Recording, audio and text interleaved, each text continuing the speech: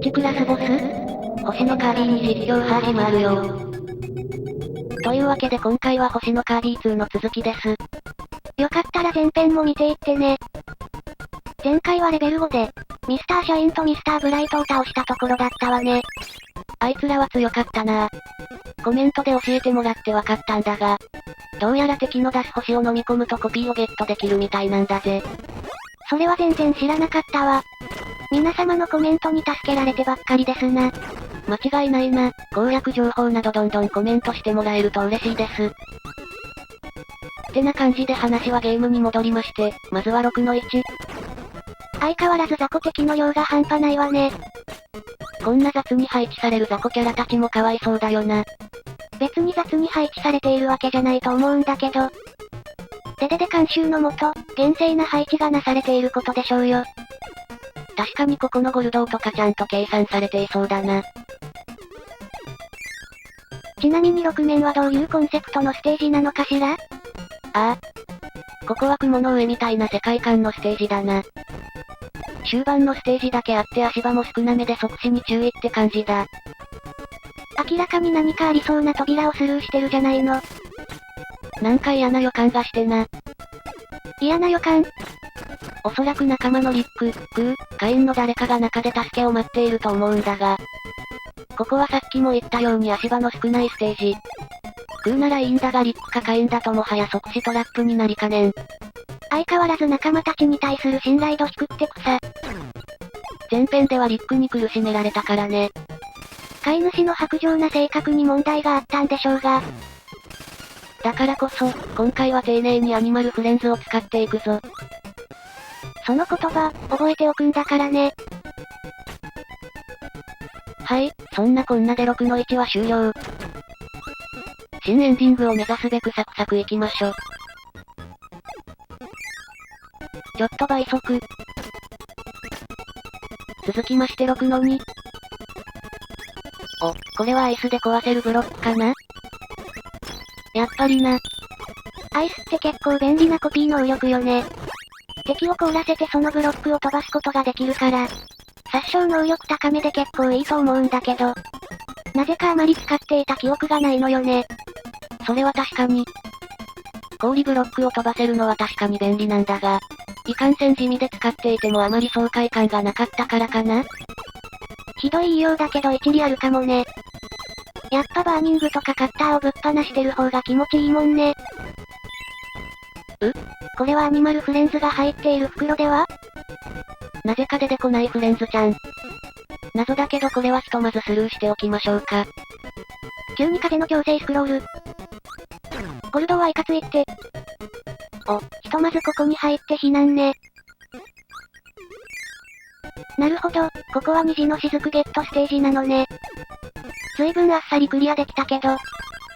後の虹の雫集めで、散々苦戦するとは思いもしないレイムであった。急にナレーションみたいなの入れないでくれる？なるほど、でもあそこの虹の雫は大変なのね。覚えておくわよ。続きまして6の3。明らかに使ってくださいと言わんばかりのスパークをゲットしまして。ここからは水中エリアか。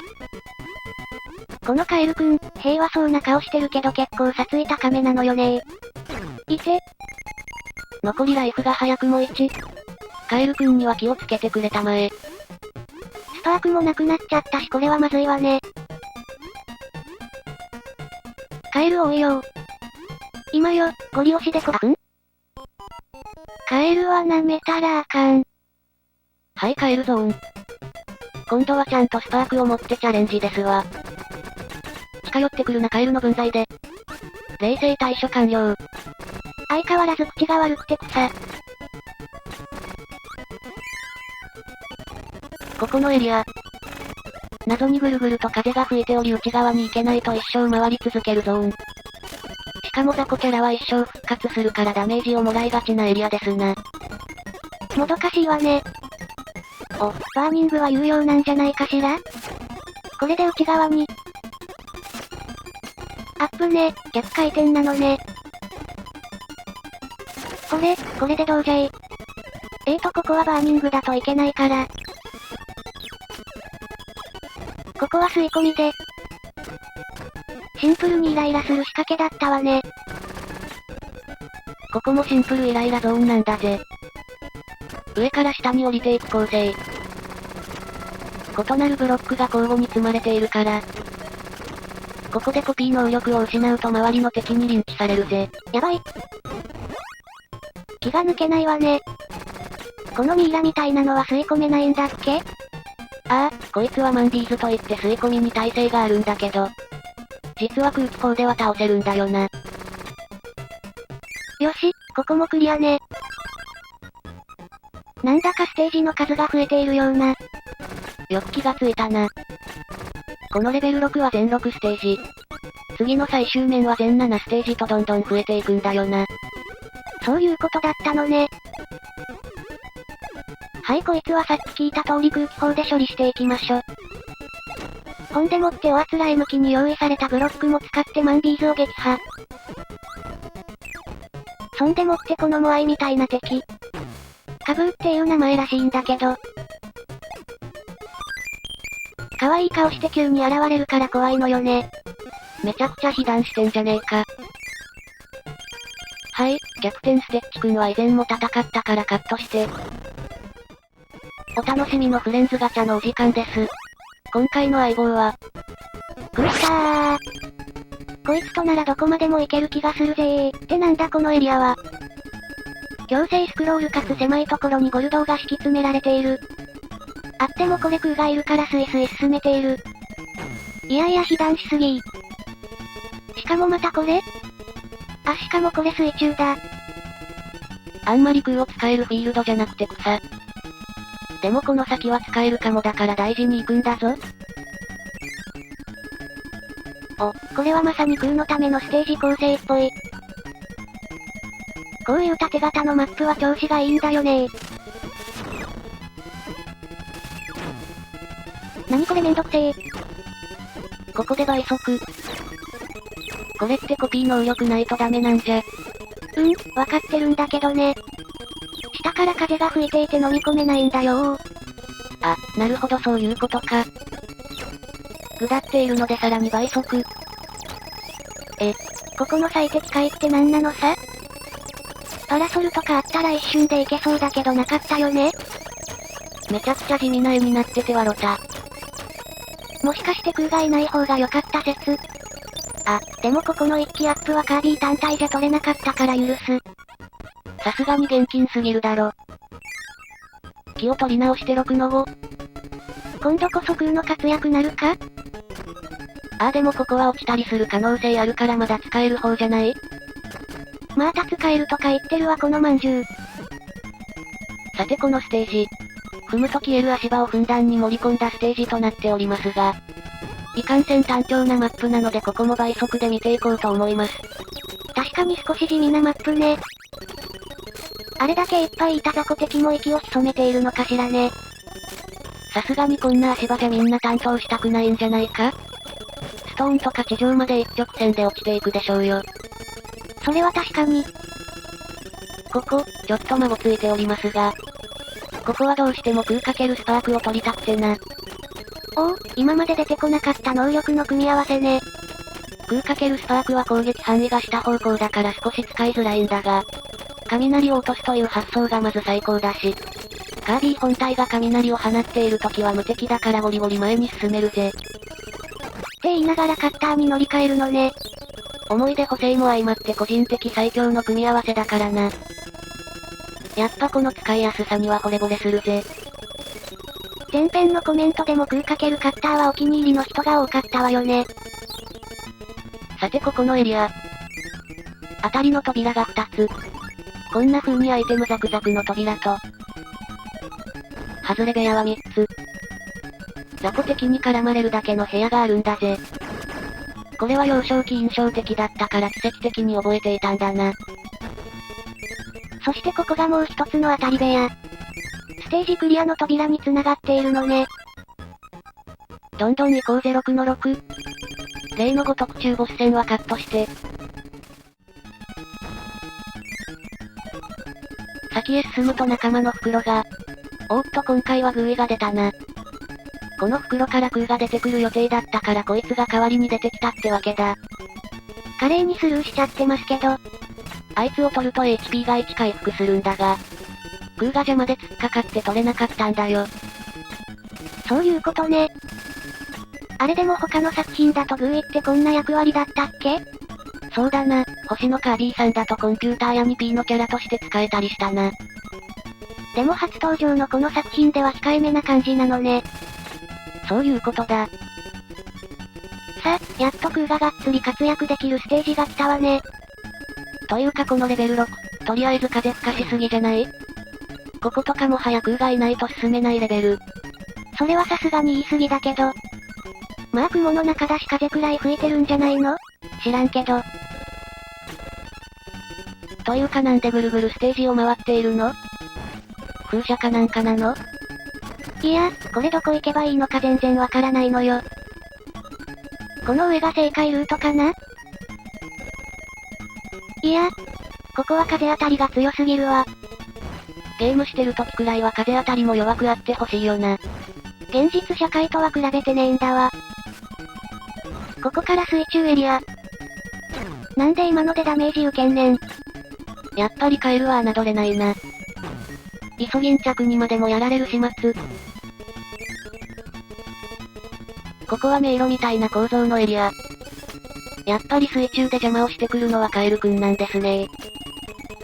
あ、ちなみにこのカエル、名前はサースリッピーというらしく。前作夢の泉物語ではカエルだったんだが、今作では一応オタマジャクシという設定みたい。細かすぎる説明ありがとう。おっとここでクーは脱落してしまったけど。次はボス戦、大丈夫かな？ぶっちゃけクーがいたら結構楽になってたかもだから、ちょうどいいかもしれないな。というわけでここのボス、カービィシリーズではおなじみクラッコですね。あれ？クラッコって宙に浮いてなかったっけ？そうだな、こいつは正確にはクラッコジュニアと言って、雲の見た目をしてないんだよな。ああなるほど確かに、こういうやつもいた気がするわ。ジュニアを倒すと親分が出てくるスタイルなのかしらね？いや、詳細はわからんがどうやらジュニアを倒すとクラッコに変身するみたいだ。クラッコジュニアからクラッコに変身するのか。まあ細かいことはいいじゃないか。こいつは素の状態で戦ってもまあ勝てる相手だな。攻撃パターンは比較的わかりやすいけど、なかなか古文みたいなのを出してくれなくてもどかしいわね。ダメージソースに乏しいよな。せっかく古文を出してくれたのに。倍速。しっかりと時間をかければ圧勝できそうだわね。第一形態はな。そこまで殺意も高くないからいわば前哨戦って感じだ。よし、これでクラッコのお出ましね。さすがに目玉は吸い込めないぞ。これで吸い込めたら勝ちだったのに。はい、本物のクラッコ戦。いきなり2個分の雑魚を当てたのは大きいぞ。でもクラッコジュニアの時よりダメージ入ってない。さすがにここまで来ると大ボスも硬いわね。もう終盤のボスだからな。とは言っても個人的には1個前のシャインとブライトの方が強かったかな。さらっと煽ってくるじゃないの？ここは一発で倒してくれと？よくわかったなその通りだ。まだカービィのライフは4つもあるし。あ、3つになった。これくらいは一発でクリアしてもらわないと。変なプレッシャーで手元が狂うじゃない。でも確かに攻撃の苛烈さで言ったらシャインとブライヤーなんなのあの子分たち座れる気ないでしょ。座れる気ないなら帰ってほしいわねまったく。いや、それは座れる気はないでしょうよ。次はこっちに来いよ。いて。マジでクラッコはいいけどあの子分たち、絶対許すまじ。やばいわね、冷静さを失って体力レースでも負け出してる。いやだからそんな上を行かれたらどうしようもないでしょうが。子分たち、的確に仕事しすぎてるな。もはや彼らは座れないことでクラッコが勝つことを確信しているようだ。あらー。さすがに今回は運が悪かったよ。その後こっそりと何度か負けたけどあと少しまで追い詰めてチャンス。ただしこちらのライフも残り1、冷静かつ情熱的に行くんだ。そういえばその昔、冷静と情熱の間って映画があったよな。面白い。もううるさいな。今めちゃくちゃ集中してるんだから映画の話は後にして。結構名作なんだけどな。よし。これで終わりだー。冷静と情熱の間は2001年に公開されたいやここぞとばかりに話さないで絶対今じゃないでしょ。急に映画スイッチが入ったマリサは無視して次行きましょうや。ついにラスト、レベル7まで来たわよ。アニマルフレンズたちも今回ばかりは真剣な面持ち。おふざけなしの総動員でデデデに挑んでいきましょ。ふざけてるのはあんただけでしょ。さて7の1。このレベル7はステージの構成を覚えておくと面白いかもしれません。なんか仕掛けがあるってことなのね。敵の配置とかまでがっつり暗記しておくべき？いやそこまでしろとは言ってない。なんとなくでいいから構成がどんな感じだったか覚えておくんだ。了解よ。最終面はイメージカラーが紫なのね。言われてみればそうだな。なんか紫って言うと強そう、というか高級感があるイメージだからな。最終ステージのカラーとしてはぴったりなんじゃないか？マリサの共感覚はよくわからなかったけど。まあでも確かに最終ステージ感はどことなく出ているわね。ここのフェイントはドルジ、ムカつくけど可愛いな。ギリギリで止まるのなぜか愛嬌を感じるわね。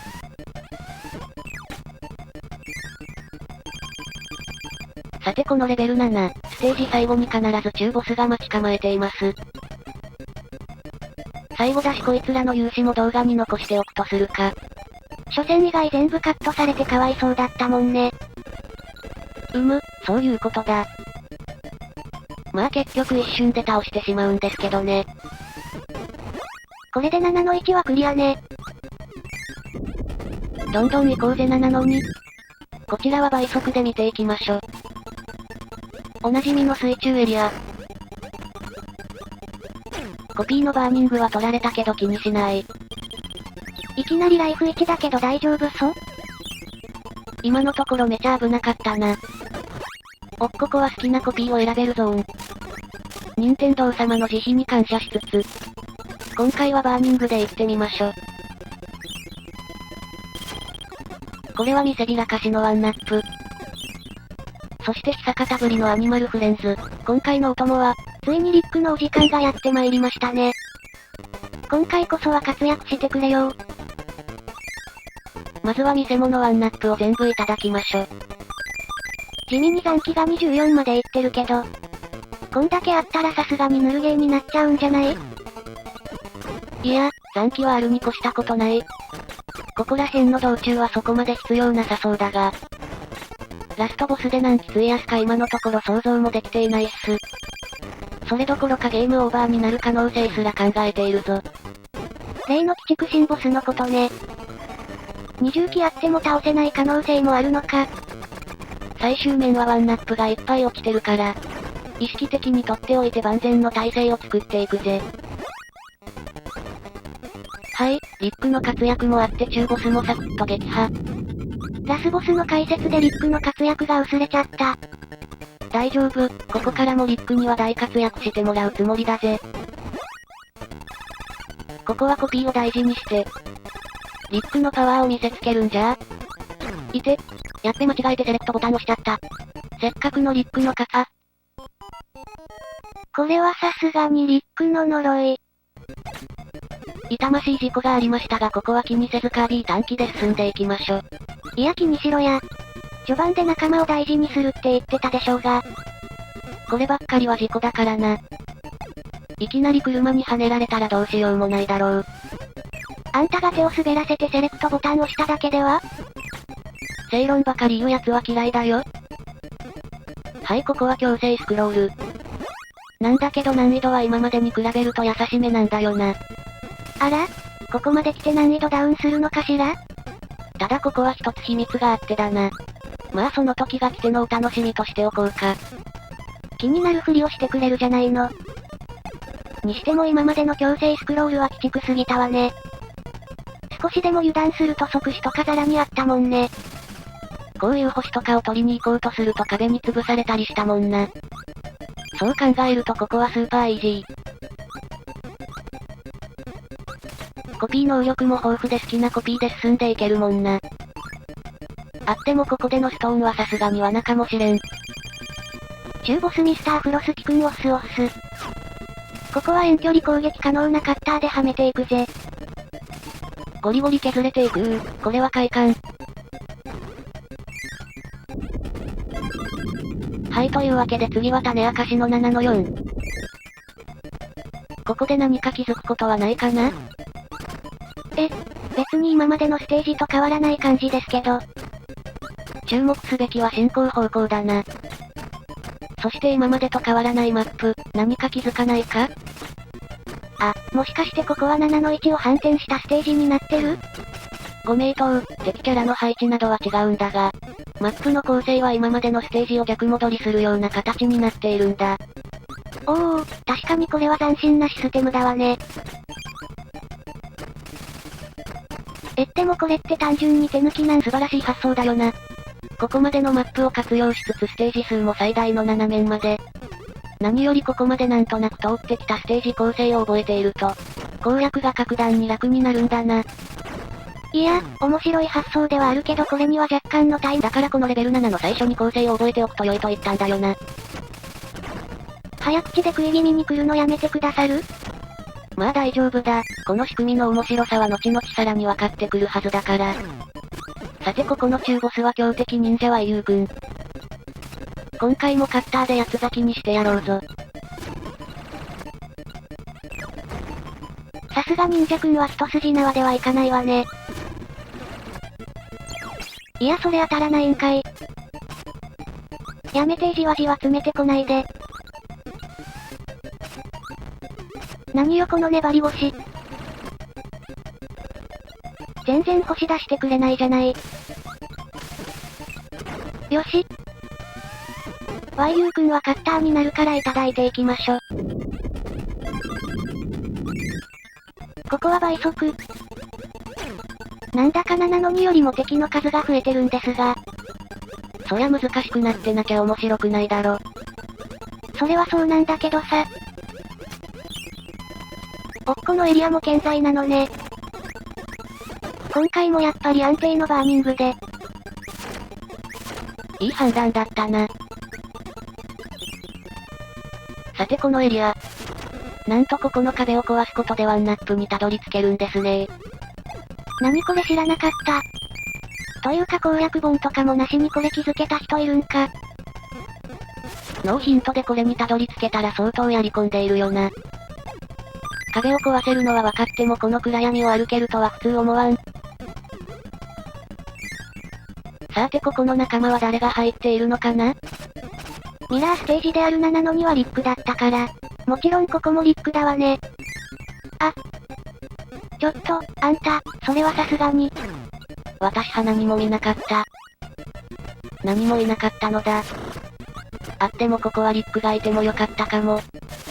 毎回判断ミスってて草。トゲの足場耐える要因になるくらいならあそこで待ってる方が良かったのかもね、リック。さてこいつも強敵ブロッキー君。HP ヤバめなのでスッピンで星当て作戦に変更よ。よしここもクリア。おっとこいつを倒すのを忘れずに。さあ次のステージ行ってみましょ。おっとここは強風吹き荒れるゾーン。かと思いきやサービス面か？なんだかステージが出れているぞ。この後が問題だからな。ここはおそらく7の3のミラーになっているステージよね？この先はなんだっけ？あ、強制スクロール。なるほどこれは道を覚えてないと一発で潰されるわけね。そういうことだ。さすがに意識して覚えている人はいないだろうから。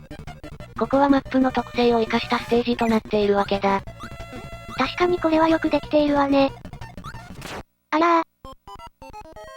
全然関係ないところでやられるなこのまんじゅう。失敬失敬。HP 残り1だったからね。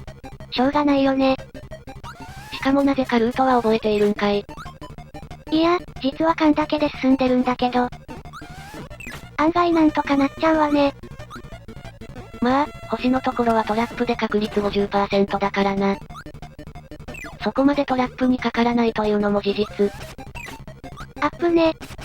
今のは動物としての本能が下を避けたわね。お前の本能さえ渡りすぎだろ。ここはもう少し苦労して欲しかったんだけど。これも正解。悪いわね、記憶力じゃなくて本能に従うタイプなんで。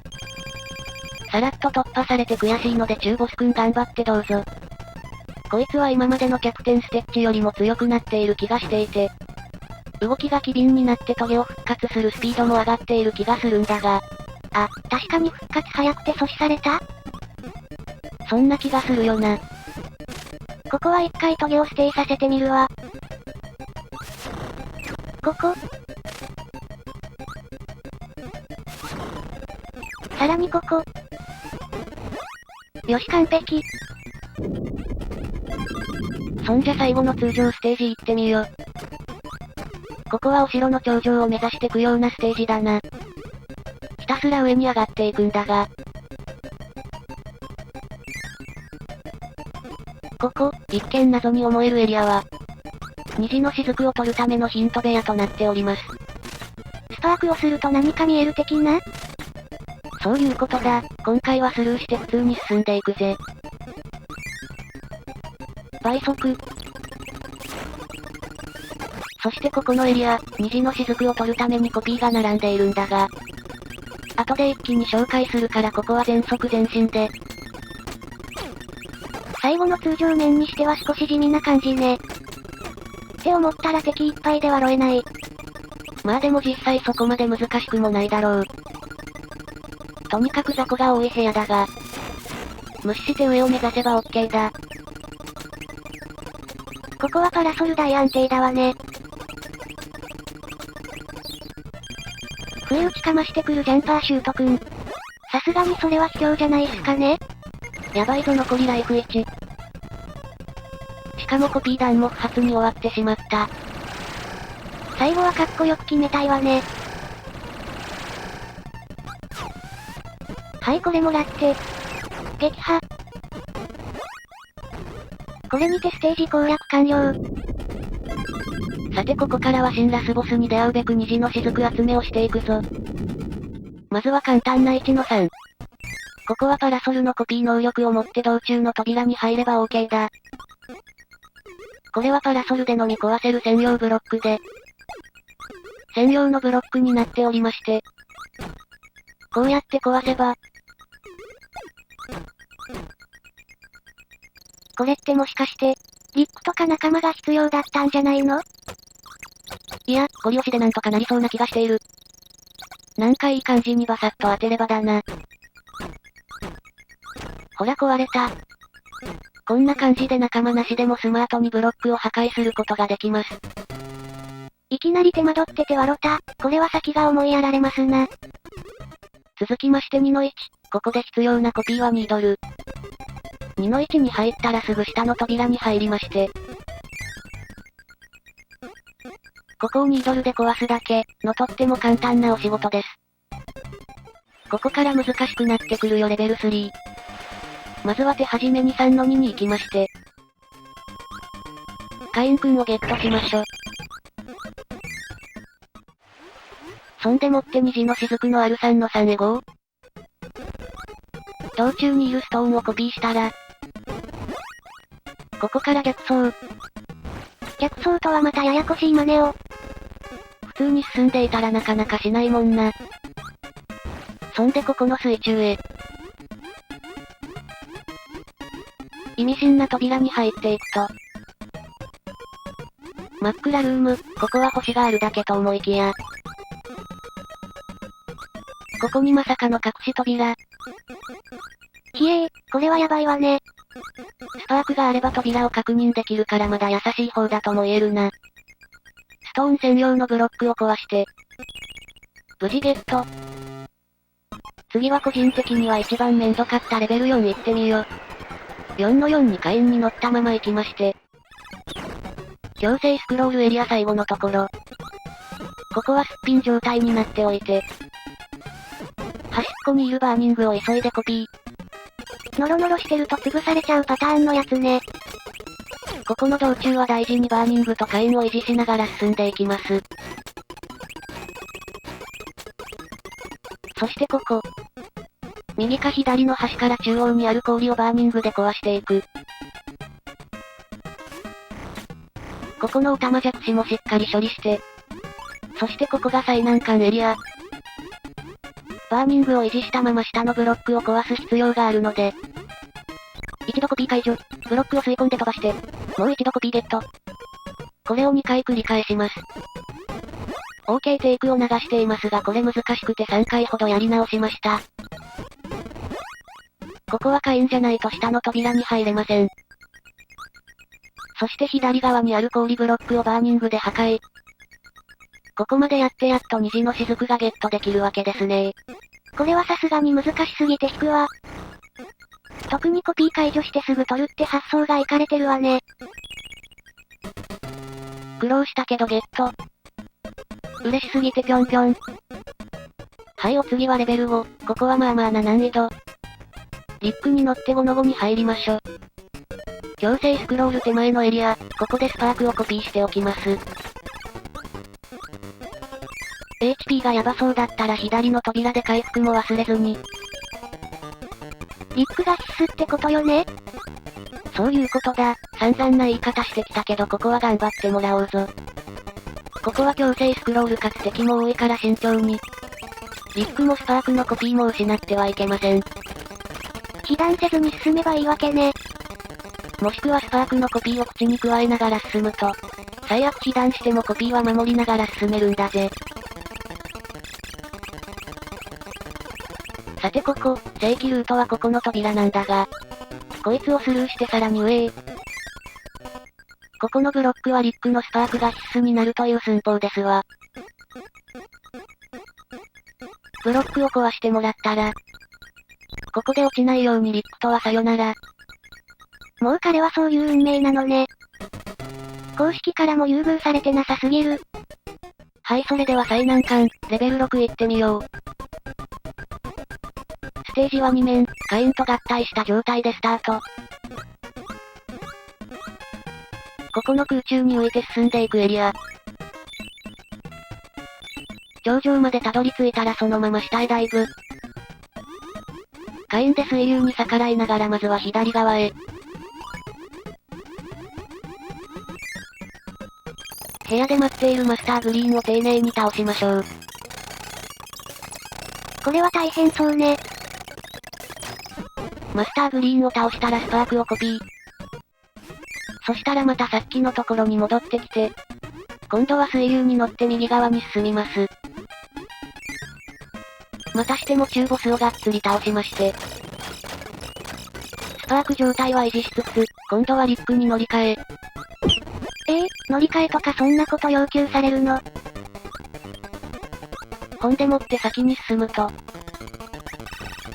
ここのスパーク専用のブロックを壊していくぞ。ここはリックと合体していないと壊せないわけね。そしてさらに乗り換え。ここから出てきた空に乗り換えてさらに先に進んでいく。マジかよまだあるのかよ。ここは逆風に逆らいながら右側へ。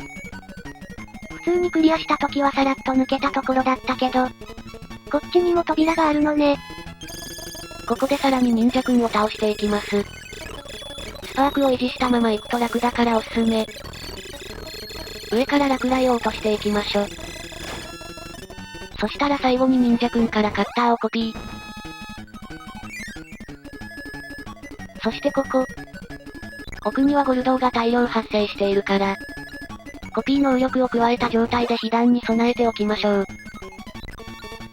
さっき言っていた戦法ね。ほらやっぱり被弾した。これは普通に進んでいたら確実に被弾してコピー剥がされていたわね。ぜひともこの立ち回りを参考にしてほしいところだな。そんでもってこの扉。ここまでしてやっとレベル6の雫ゲットだぜ。さてレベル7、最後の雫を取りに行きましょ。ここはクーちゃんはお休みで。ここではバーニング、ストーン、ニードル、アイス、カッターの順で、上にある専用のブロックを壊していけば虹の雫をゲットできるぜ。なるほど、ここはシンプルな作りになっているのね。あってもその順番ってどこでわかるのかしら？ここに来る前に、イソギンチャクがいたくらいエリアがあっただろ？あそこをカイン×スパークで照らすとこのコピーの順番のヒントが得られるってわけだ。これまた全然ややこしかったわ。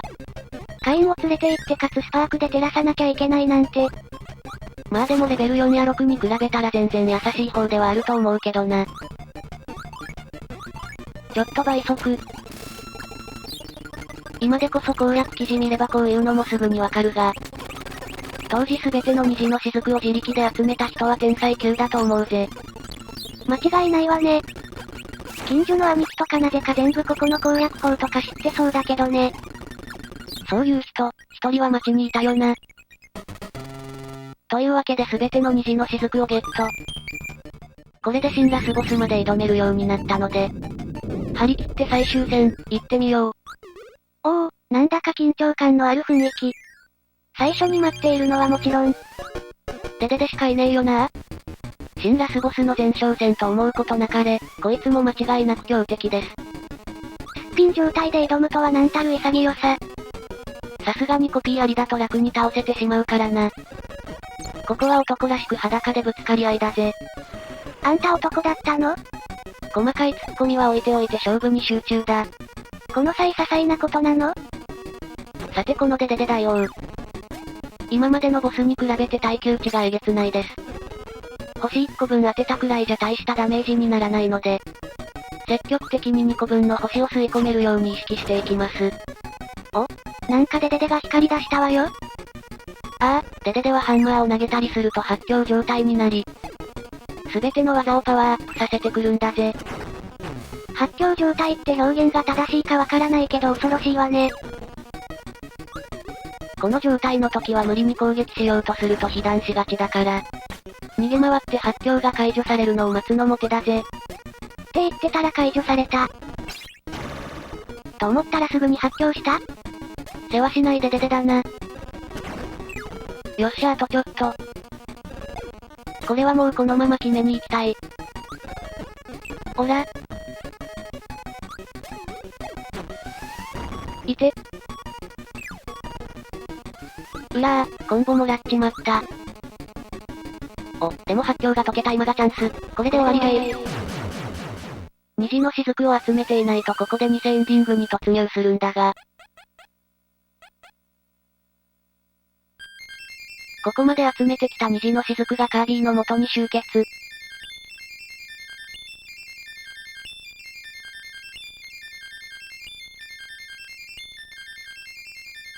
虹の剣をゲット。そしてデデデからは謎の物質が抜け出していって、新ラスボス、ダークマターとのバトルが始まります。これは熱い展開。宙に浮いた状態での剣での一騎打ち。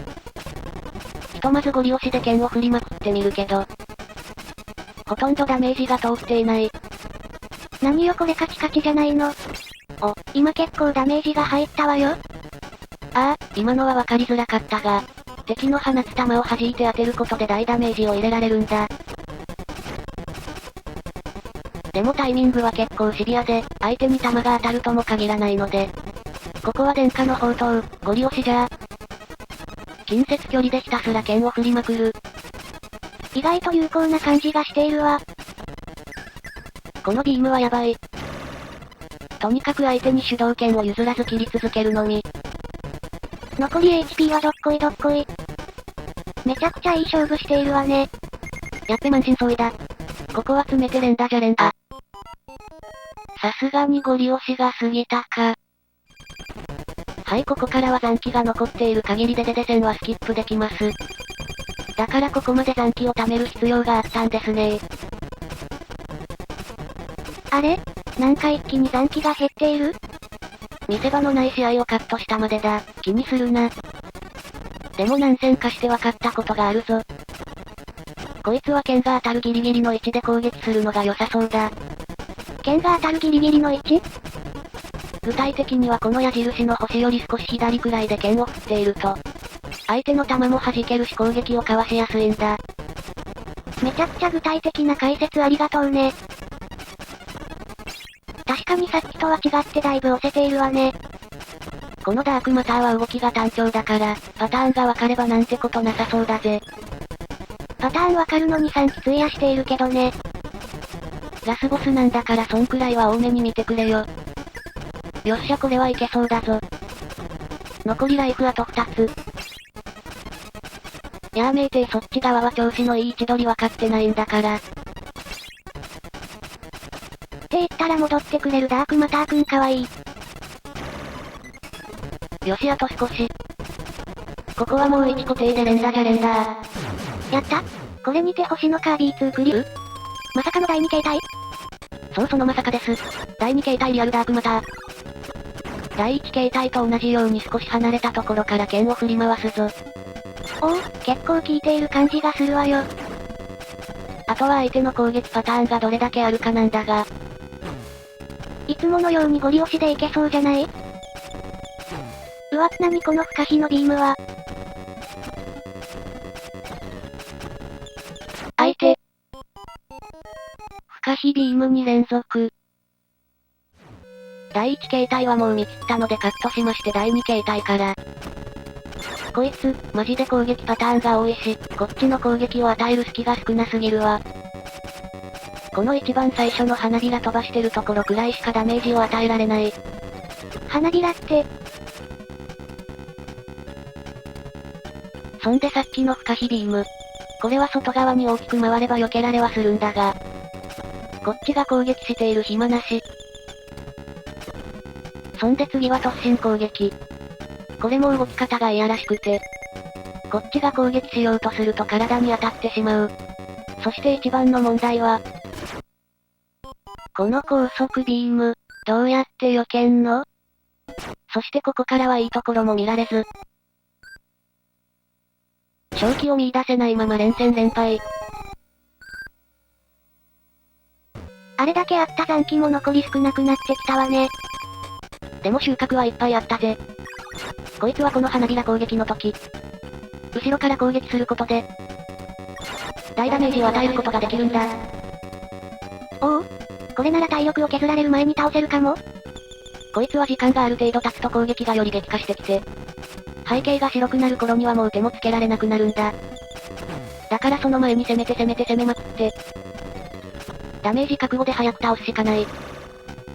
すごいわ、今までよりも圧倒的にライフは減っているわ。この突進攻撃はしっかり避けつつ、そしてこの高速ビーム。これは相手の後ろを取るイメージでひたすら攻めていく。こっちも残りライフ1。来た。最後は相手の後ろに回って、とどめの一撃じゃー。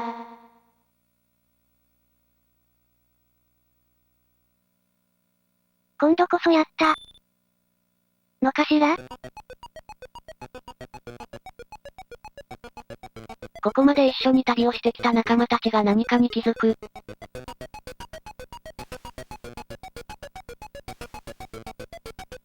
そして我に返ったデデデ大王。可愛すぎるカービィのインサートが入って、